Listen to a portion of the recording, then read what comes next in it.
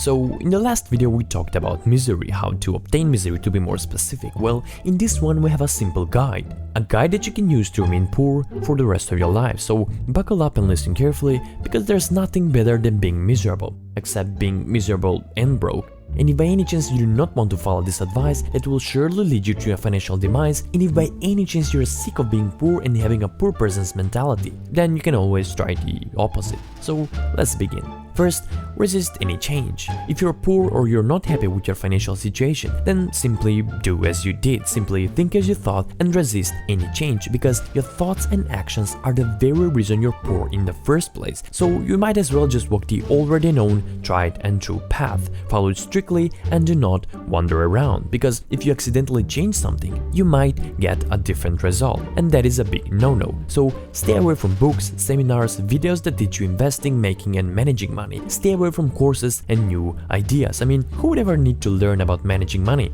You already know that, right?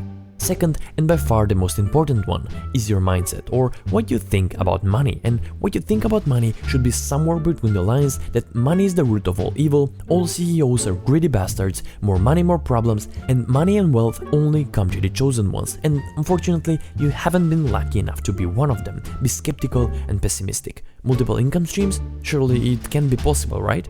And to supplement this beautiful state of mind, adopt the something for nothing mentality. Forget the fact that money comes as a monetary equivalent for a certain value you provide to the world, but instead think of money as something you should acquire without giving anything in return, hence something for nothing. So from now on, you don't solve any problems, you don't serve anyone's needs, you don't do work faster and more efficient than others, you don't invent new ideas, you don't provide value. You just hope that someday, somehow, someone will give you the money you desired and you will finally become rich and wealthy. Successfully distract your mind from the real, practical way of building wealth. And to get you started, just Google how to get rich fast.